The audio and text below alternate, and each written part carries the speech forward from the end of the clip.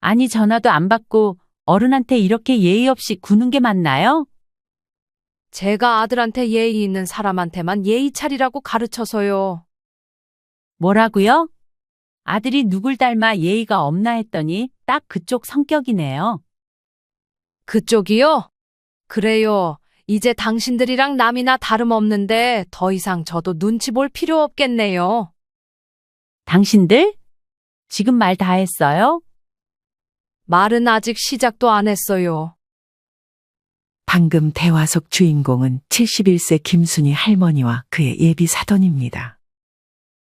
아니, 얼마 전까지만 해도 예비 사돈이었던 사람이었습니다. 얼마 전 김씨 할머니의 아들은 명절에 여자친구 부모님 집에 방문했습니다. 그곳에서 어떤 일이 있었는지 아들은 그곳을 빠져나와 바로 김씨에게 여자친구와 헤어질 것이라고 말했습니다. 김씨 할머니는 아들의 말을 듣고 그러라고 했습니다. 하지만 여자친구와 부모님은 예비 사위였던 김씨의 아들이 전화를 받지 않고 잠수를 타자 김씨 아들의 집으로 찾아왔습니다. 그러고는 왜 잠수를 탔냐며 김씨의 아들이 아닌 김씨에게까지 자식 교육을 어떻게 시켰냐며 따졌던 것이었습니다. 김씨는 어차피 이제 남보다 못한 사이니 하고 싶은 말들을 그냥 내뱉었습니다. 보아하니 외적인 것만 신경 쓸 줄 알고 교양은 없으신 것 같네요. 뭐라고요? 그쪽은 다 늙어서 외모 관리 좀 하세요. 저는 돈이 많아서 자존감이 높거든요. 아들이 결혼했으면 제 재산이 그쪽한테도 조금은 떨어졌을 텐데 안타깝네요. 김씨 할머니는 이 말을 끝으로 집에서 안 나가면 경찰을 부르겠다며 핸드폰으로 112를 누르는 신용을 했습니다. 이런 김씨 할머니와 아들 그리고 여자친구와 부모님 사이에는 그간 어떤 일들이 있었을까요? 지금부터 그 이야기를 들려드리겠습니다. 김씨 할머니는 어린 시절 평범한 집안의 첫째 딸로 태어났습니다. 김씨의 부모님은 자식들이 어렸을 때부터 지면서 살지 말라고 강하게 키웠습니다. 그런 교육을 아들뿐 아니라 딸들에게도 마찬가지로 시켰습니다. 그런 부모님의 영향으로 김씨는 어릴 때부터 불의를 보면 참지 못하는 성격이었습니다. 동생들이 친구에게 맞고 오면 자기가 맞더라도 같이 싸워줬고 부모님은 오히려 잘했다며 김씨를 칭찬해 주기도 했습니다. 김씨는 동생들을 잘 챙겨야 한다는 부모님의 가르침으로 인해 동생들이 결혼을 하고 직업을 구할 때까지도 동생들을 엄마처럼 보살펴줬습니다. 김씨의 어머니는 건강이 좋지 않았기 때문에 어릴 때부터 사실상 김씨가 엄마의 역할을 했습니다. 그러다 김씨의 어머니가 돌아가시기 전에 김씨를 중매로 결혼을 시켰습니다. 김씨의 어머니는 할 일을 끝마쳤다는 듯 김씨가 결혼을 하자마자 세상을 떠났습니다. 김씨는 남아있는 아버지와 할머니가 걱정됐지만 아버지와 할머니는 그간 김씨 보고 고생 많이 했다며 결혼해서 행복하게 살라는 말을 해줬습니다. 김씨의 아버지는 아들들에게만 나눠서 땅을 물려줬지만 김씨는 특별하다고 생각해 김씨가 결혼할 적에 아들들에게 준 만큼 땅을 줬습니다. 땅이 그렇게 많은 건 아니었지만 알짜배기 땅이었습니다. 그렇게 김씨는 시집을 갔습니다. 김씨의 남편은 회사를 다니고 있었는데 주변 지인들에게 무슨 말을 들었는지 자꾸만 일을 그만두고 사업을 해보겠다고 했습니다. 하지만 김씨가 보기에 남편은 별로 부지런하지 않고 문제가 생기면 그 문제를 외면해버리는 성격이었습니다. 김씨는 남편이 사업에 맞는 사람이 아니라고 생각해 남편이 일을 그만두지 못하게 했습니다. 남편은 왜 사업을 못하게 하냐며 김씨에게 성질을 냈습니다. 김씨는 이때도 성질을 죽이지 않고 남편보다도 언성을 높이며 남편이 회사를 그만두면 집을 나가버릴 것이라고 말했습니다. 남편은 그런 김씨의 기에 죽어 어느 순간 김씨의 말을 잘 들었습니다. 남편이 회사에 적응해 갈 때쯤 김씨는 아들 철훈을 낳았습니다. 김 씨는 아들이 성인이 되기 전까지 만약 아들이 친구들에게 맞고 오면 어떻게든 찾아가서 사과를 받아오는 성격이었습니다. 김 씨의 이런 불같은 성격은 아들이 성인이 되고 나서부터 조금씩 가라앉기 시작했습니다. 이맘쯤 남편은 김 씨의 말을 잘 들어 어느덧 회사에서 정년퇴직을 앞두고 있었고, 예전에 자기가 사업하겠다고 했을 때 막아준 아내에게 감사해하고 있었습니다. 이후 남편은 퇴직금을 받고 회사를 그만두었고 퇴직금을 어떻게 할지 김 씨에게 물었습니다. 김 씨는 안전한 게 제일 좋다며 퇴직연금을 신청하라 했습니다. 그렇게 김 씨와 남편은 김 씨가 물려받은 땅과 남편이 열심히 일하며 모았던 적금과 퇴직연금 그리고 국민연금까지 꽤 풍족한 노후를 보낼 수 있었습니다. 김 씨는 남편이 어디서 이상한 정보를 듣고 오면 쓸데없는 소리 하지 말라며 자신들이 가지고 있던 돈을 투자하지 않았고 그런 김 씨의 치밀한 성격 덕에 사기도 당하지 않을 수 있었습니다. 시간이 흘러 아들은 어느덧 취직을 하고 5년 만난 여자친구와 결혼을 할 것이라는 말을 부모님에게 전했습니다. 아들은 며느리와 함께 식사를 제안했고 그때 본 며느리는 아주 착하고 예뻤습니다. 김 씨는 아들이 여자를 잘 본 것 같다며 아들의 안목을 칭찬했습니다. 그러던 어느 날 길을 가다 우연히 아들과 예비 며느리, 예비 사돈처럼 보이는 분들이 맞은편에서 다가오고 있었습니다. 김 씨는 그냥 무시할 수 없어 먼저 인사를 건넸습니다. 이들은 옷가게에서 쇼핑을 하고 나온 듯 했습니다. 상견례 전에 우연히 마주친 거라 그 자리에서 간단히 소개를 했습니다. 안녕하세요. 철훈이 엄마 되는 사람입니다. 아이고, 사돈이시군요. 저는 여기 도희 엄마예요. 쇼핑 나오셨나 봐요. 아니요. 그냥 심심해서 시내 구경 나왔어요. 하지만 이때 김 씨의 눈에 거슬리는 것이 있었습니다. 김 씨의 아들이 짐꾼 마냥 예비 안사돈이 산 물건들처럼 보이는 쇼핑백을 잔뜩 들고 있었기 때문이었습니다. 철훈아, 너 지금 들고 있는 것들 다 네 거야? 남자가 무슨 옷이 필요해요? 다 제 거예요. 예비 안사돈이 끼어들었습니다. 한여름의 땀을 뻘뻘 흘리며 그 많은 쇼핑백을 들고 있는 아들의 모습이 참으로 안쓰러웠습니다. 좀 나눠들지 왜 혼자만 들고 있어? 김 씨는 예비 사돈이 들으라는 듯 아들에게 말을 걸었습니다. 힘은 남자가 써야죠. 예비 사돈은 이 말을 하고 저희 그만 가보겠다며 인사를 하더니 다음 옷가게로 들어가고 있었습니다. 그렇게 헤어지고 나서 김 씨는 그날 저녁 아들에게 전화했습니다. 사돈이 돈이 많은 사람이니? 아니요. 옷가게 가서 최대한 세일하는 것들만 골라 샀어요. 오늘 생신이셨거든요. 김 씨는 아들의 말을 듣고 사돈이 외모를 중시하는 사람이라고 생각했습니다. 그도 그럴 것이 예비 사돈은 까만 선글라스에 새빨간 립스틱을 하고 있었는데 김 씨는 그 모습이 그렇게 마음에 들지는 않았습니다. 그런 모습을 목격했다고? 김 씨는 간만에 지인을 만나 카페에서 수다를 떨었습니다. 뭔가 느낌이 쎄한데. 너도 그래? 나도 영 느낌이 안 좋아. 설마 그래도 백년 손님인 사위를 그 이상 부려먹기야 하겠어? 김 씨는 아직 예비 사돈이 어떤 사람인지 확실히 모르니 더 이상의 걱정은 하지 않기로 했습니다. 이후 명절이 다가왔습니다. 상견례 날짜와 결혼식장 예약도 끝나자 김 씨는 아들이 이미 결혼을 했다고 생각을 했습니다. 그리고 이는 예비 사돈도 마찬가지였습니다. 김 씨의 아들은 결혼 전 김 씨의 집을 자주 방문했습니다. 결혼하면 많이 못 올 수도 있어서 자주 좀 와 있으려고요.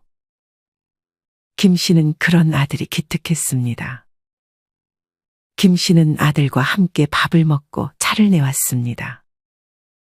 그 순간 아들의 전화기가 울렸습니다. 아들은 누군지 확인하더니 이내 표정이 굳어졌습니다. 여보세요. 아들은 두 손으로 차를 마시면서 과자를 먹고 있어 전화를 스피커폰으로 돌렸습니다. 거리감 느껴지게 무슨 여보세요야. 앞으로는 내 장모님하고 전화 받아. 네, 장모님. 아들은 부모님을 의식하는 듯 했지만 대화를 이어갔고 김 씨는 주방에서 정리를 하면서 두 귀는 통화 내용에 집중하고 있었습니다. 이번 명절 연휴에 우리 집에 2박 3일 정도 있다 가는 건 어때? 차례는 우리 집에서 먼저 지내고 본가로 가면 딱일 것 같은데.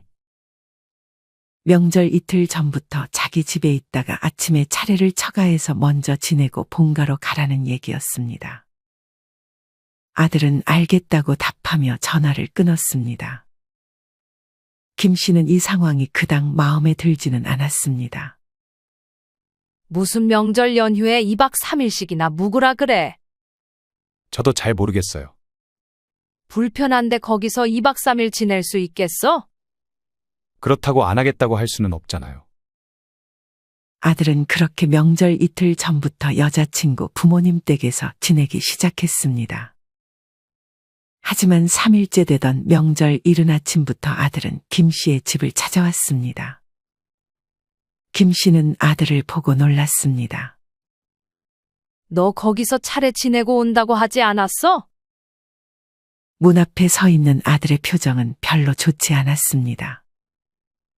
저 파혼하려고요, 엄마. 김 씨는 아들의 말에 당황했습니다. 그러고는 아들을 일단 들어오라고 말했습니다. 김 씨는 아들을 거실에 앉히고 물었습니다. 갑자기 왜 그러는데? 무슨 일 있었어?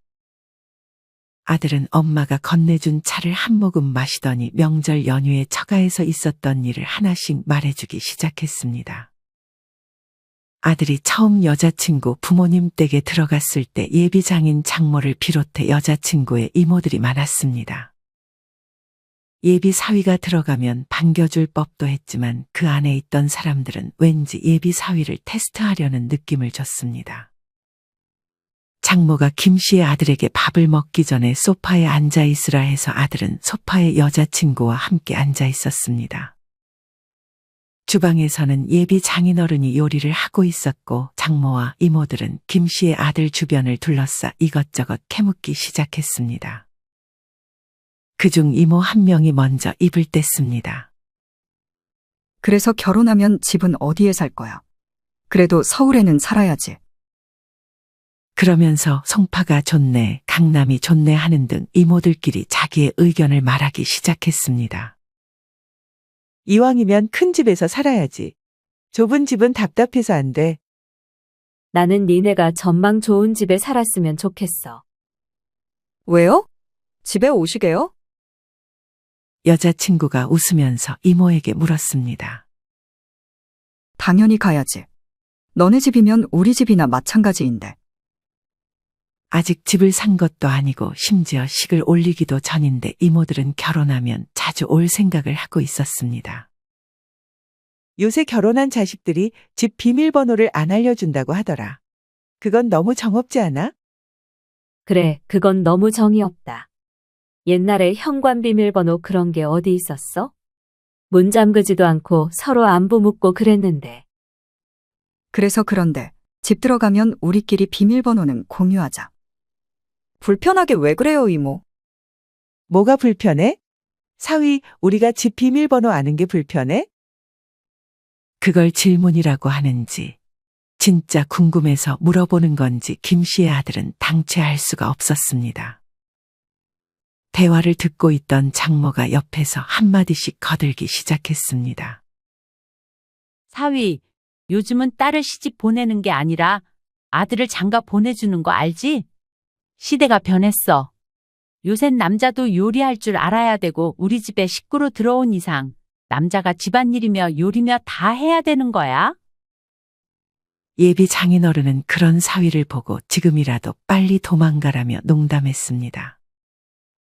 김 씨의 아들이 보기에 여자친구의 집은 신기했습니다.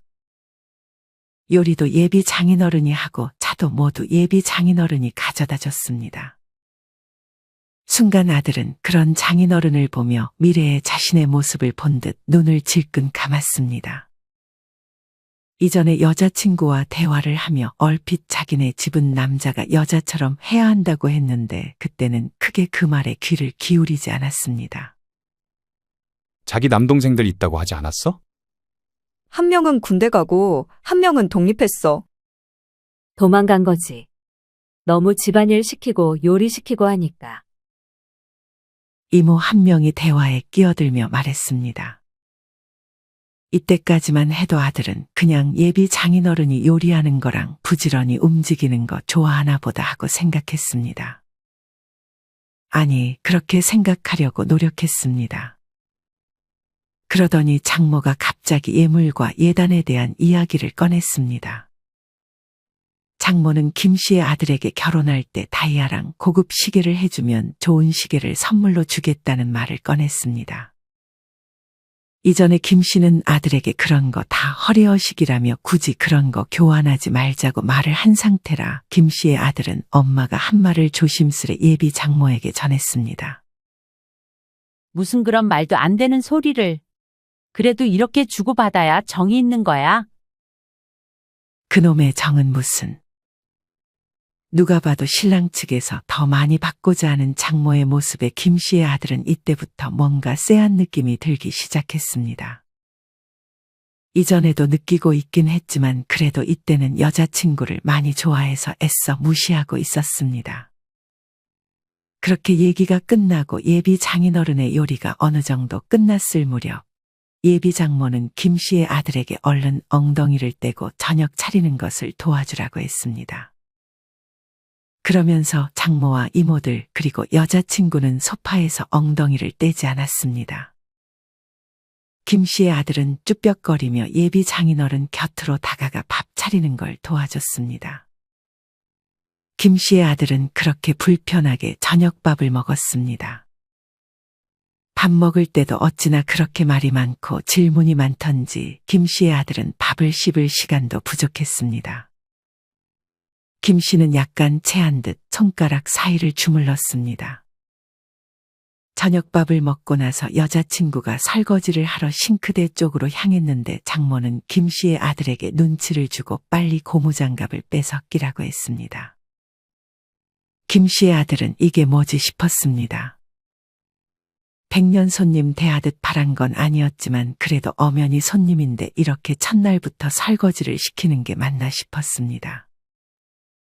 등살을 떠미는 장모 덕에 어느덧 김 씨의 아들은 여자친구 대신 설거지를 하고 있었습니다. 그런 모습을 보자 여자친구는 자기 엄마를 말렸습니다.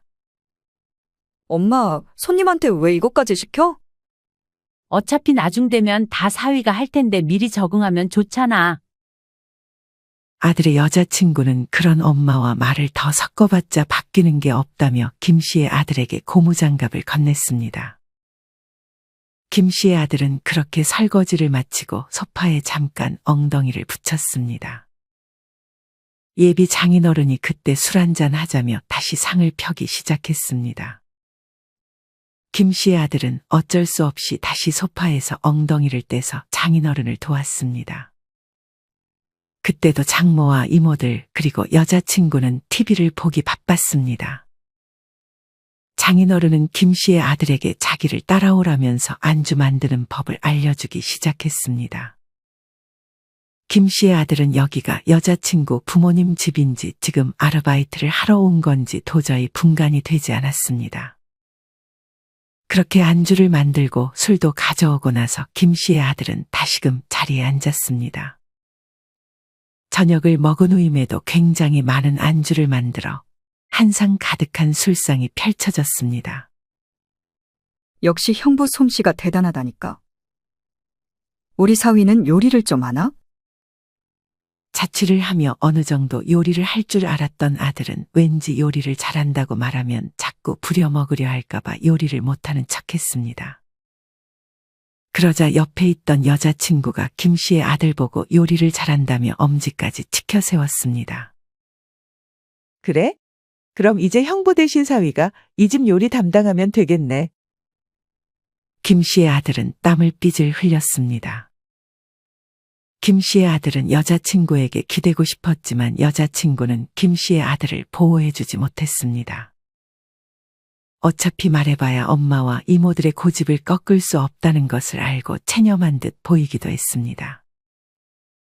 그렇게 술이 한 잔 두 잔 들어가고 취한 이모들은 먼저 방으로 들어갔습니다. 여자친구도 방으로 들어갔고 김 씨의 아들도 여자친구를 따라 들어가려고 했지만 장인어른과 장모가 김 씨 아들의 팔을 붙잡았습니다. 이건 다 치우고 자야지. 김 씨의 아들은 그런 장모의 말에 순간 너무 화가 났지만 참았습니다. 다시 자리에 앉은 김 씨의 아들은 정말 아르바이트를 하러 온 기분이었습니다. 예비 장인어른은 김 씨의 아들에게 조금만 더 마시고 치우자면서 과거 얘기부터 자식 자랑을 하기 시작했습니다. 그러면서 결혼하면 자기 딸에게 잘하라면서 김 씨의 아들 뒤통수를 3-4대 때렸습니다. 김 씨의 고개가 앞으로 흔들릴 정도였으니 뒤통수를 친 강도가 꽤나 셌습니다. 장모는 그런 김 씨의 아들을 보면서 웃었습니다. 그러면서 장인어른이 많이 취한 것 같다며 얼른 들어가자고 하며 자기들끼리 방으로 들어갔습니다. 장모는 방으로 들어가면서 김 씨의 아들에게 상을 싹 치우라고 한 번 더 말해서 김 씨의 아들은 혼자 상을 치웠습니다. 뭘 그리 지저분하게도 먹었는지 치워도 끝이 없게 느껴졌습니다. 그렇게 치우면서 김 씨는 방금 마셨던 술들이 확 깨는 느낌을 받았습니다. 김 씨의 아들은 순간 이 집을 빠져나가고 싶었습니다. 김 씨의 아들은 그런 충동을 참고 일단 잠을 청했습니다. 여자친구의 방으로 들어가려 했지만 문이 잠겨 있어 김 씨의 아들은 거실 소파에서 잠을 청했습니다. 김 씨의 아들은 익숙한 곳이 아니면 잠을 잘 자지 못해 잠을 설치다 늦은 새벽 겨우 잠에 들었습니다. 다음 날 누군가 김 씨의 아들을 깨웠습니다. 다름 아닌 장모였습니다. 장모는 김 씨 아들의 팔을 세게 흔들며 얼른 일어나라고 했습니다. 조심히 깨우는 것도 아니고 마치 군대 후임을 깨우듯 강하게 팔을 흔들어 김 씨의 아들은 순간 장모를 노려봤습니다. 지금 시간이 몇 시인데 아직도 자고 있어? 남자가 부지런해야지. 김 씨의 아들은 찌뿌둥한 몸을 일으키며 눈을 비볐습니다. 그리고 다시금 여자친구 부모님 집에 와 있다는 걸 실감했습니다. 김 씨의 아들이 일어나자마자 장인어른이 방에서 나오더니 자기를 사우나에 좀 태워달라고 말했습니다. 그냥 걸어가요, 아빠. 바로 요 앞인데 무슨 차를 타고 갈라 그래요. 사위가 있는데 왜 굳이 힘들게 걸어가? 여자친구는 딱 한마디만 하고 더 이상은 그런 아빠를 말리지 않았습니다. 김 씨의 아들은 그렇게 세수도 못하고 장인어른을 가까운 사우나에 내려주고 다시 돌아왔습니다. 장인어른은 이따 전화하면 데리러 오라고까지 말했습니다. 김 씨의 아들은 차에서 좀 쉬다가 다시 여자친구 부모님 집으로 향했습니다. 별로 열고 싶지 않았던 문을 다시 열고 김 씨의 아들은 소파로 향했습니다. 그 사이 장모와 이모들 그리고 여자친구는 아침을 간단히 먹고 있었습니다. 왜 이렇게 늦었냐며 장모는 김 씨의 아들에게 얼른 밥 먹으라고 했습니다. 반찬들은 자기들이 다 먹었는지 밥과 국만 덩그러니 남아 있었습니다. 김 씨의 아들은 입맛도 별로 없어 몇 입 먹고 숟가락을 내려놓았는데 장모는 부지런히 움직이라며 다시금 잔소리를 해대기 시작했습니다. 장모와 이모들은 명절 음식을 할 준비를 하고 있었습니다. 김 씨의 아들은 설마 음식까지 자기 보고 하라고 하지는 않겠지 생각했습니다. 다행히 준비를 자기들끼리 하는 것을 보니 요리는 장모와 이모들이 할 것 같았습니다. 하지만 장모와 이모들의 역할은 딱 거기까지였습니다. 장모는 소파에 앉아있던 김 씨의 아들을 이내 부르더니 앞치마를 두르라고 했습니다. 아들의 여자친구는 그냥 자기 시키라고 했지만 장모는 나중에 어차피 다 해야 된다면서 김 씨의 아들에게 뒤집기를 건넸습니다. 그러더니 할 게 많다며 얼른 전을 부치라고 했습니다. 에어컨이라도 틀어줬으면 했지만 자기들 춥다고 에어컨을 틀지도 않고 김 씨의 아들은 그렇게 땀을 흘리며 전을 부치기 시작했습니다. 그러면서 옆에서 어찌나 잔소리들이 많은지 김 씨의 아들은 점점 화가 쌓이고 있었습니다. 김 씨의 아들은 전화기를 소파에 놓고 왔는데 전화기가 계속 울리자 여자친구가 핸드폰을 건넸습니다. 핸드폰을 보니 장인어른의 부재 중 전화가 많이 와 있었습니다. 김 씨의 아들이 전화를 받자마자 장인어른은 화를 내기 시작했습니다. 전화도 안 받고 뭐해? 얼른 태우러 와. 김 씨의 아들은 알겠다고 답하며 장모에게 이 사실을 알렸습니다. 그러더니 장모는 걱정 말고 요리를 계속 하라고 했습니다. 장모는 자기가 직접 장인어른에게 전화해 사위가 요리를 하고 있으니 걸어오라고 했습니다. 장인어른은 그런 장모의 말에 알겠다고 답했습니다. 진작 걸어올 것이지 하고 김 씨의 아들은 속으로 생각했습니다. 아침을 부실하게 먹은 김 씨의 아들은 배가 고팠습니다. 하지만 점심이 지나도 밥을 주지 않았습니다. 명절 음식을 다 만들고 나서야 밥을 먹자는 얘기가 나왔습니다. 그렇게 늦은 점심을 먹는데 요리하라고 부려먹었으면 좀 쉬게 할 법도 했지만 이번엔 이모들이 요리 솜씨 좀 보자며 김 씨의 아들에게 점심을 차려보라고 했습니다.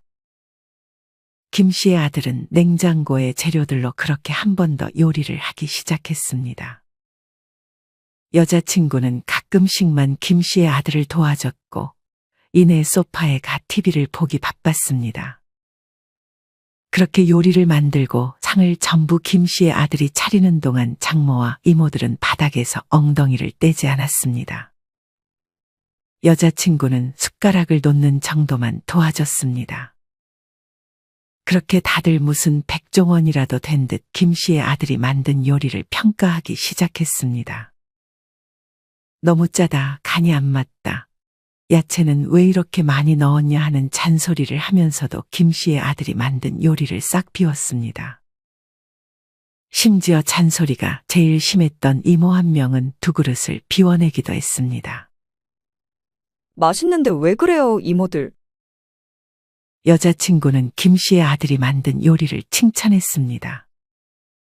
하지만 여자친구는 딱 그 정도만 도와줬습니다.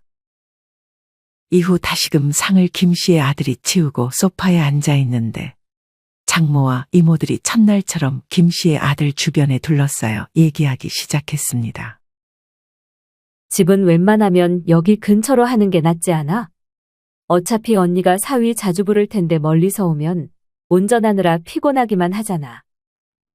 저희 부모님 집 근처로 알아보고 있어요. 원래 결혼하면 남자 쪽은 신경 못 쓰고 여자 쪽을 더 챙겨야 맞는 거야. 이제 김 씨의 아들은 이런 말들을 한 귀로 듣고 한 귀로 흘려버리고 있었습니다. 하지만 이런 말들은 아무것도 아니었습니다. 장모는 경제권을 딸에게 주는 게 어떻겠냐며 김 씨의 아들에게 말했습니다. 김 씨의 아들은 공기업에 다니며 제법 많은 돈을 벌고 있었고 여자친구는 작은 중소기업에 다니며 김 씨의 아들이 받는 월급의 절반보다 조금 더 받고 있었습니다. 김 씨의 아들은 차마 그렇게 하겠다는 말이 나오지 않아 그저 웃어넘기려 했습니다. 여자들이 더 꼼꼼하게 잘 관리하잖아. 남자들이 관리하면 돈 모으지도 못하고 어디 잘못된 데 투자하다가 돈 날려먹는다니까? 옆에서 이모들도 그런 장모의 말에 동조하는 듯한 말을 꺼냈습니다. 그래도 확실하게 김 씨의 아들이 말하지 않자 장모는 집요하게 물었습니다. 경제권은 우리 딸한테 줄 거지? 김 씨의 아들은 같이 관리하겠다며 대답을 회피했습니다. 그런 사위의 말이 마음에 들지 않았는지 장모는 얼른 설거지하라며 김 씨의 아들을 나무라듯 명령했습니다. 여자친구는 이날 몸이 안 좋았는지 먼저 방으로 들어갔고 이모들도 각자 집으로 돌아가서 거실에는 예비 장인어른과 장모가 나란히 앉아 있었습니다. 김 씨의 아들은 이 상황이 매우 불편했습니다. 설거지를 마치자 장인어른이 김 씨의 아들에게 한마디 했습니다. 얼른 씻고 자. 내일 새벽 일찍부터 운전기사 해야 되니까. 김 씨의 아들은 이 말이 무슨 말인가 싶었습니다. 그래서 다시 되물었습니다. 네? 내일 나 새벽 일찍 산에 좀 태워다 주라고. 차례 안 지내세요? 그니까 일찍 나갔다가 빨리 들어와야지. 김 씨의 아들은 속으로 제가 왜요? 라는 말이 튀어나올 것만 같았습니다. 그리고 운전기사라니. 재밌자고 한 말이라면 정말 재미없었고 진심이면 그게 더 문제였습니다. 김 씨의 아들은 여자친구 방에 누워서 생각에 잠겼습니다. 이틀간 이런 취급을 받고 잠이 올 리가 없었습니다. 여자친구는 그런 김 씨 아들의 마음을 아는지 모르는지 코를 골며 자고 있었습니다. 김 씨의 아들은 여자친구가 좋아도 이건 아니다 싶었습니다. 아직 식을 올리기도 전인데, 심지어 상견례를 하기도 전인데도 이러면 결혼하고 나서는 오죽할까 싶었습니다.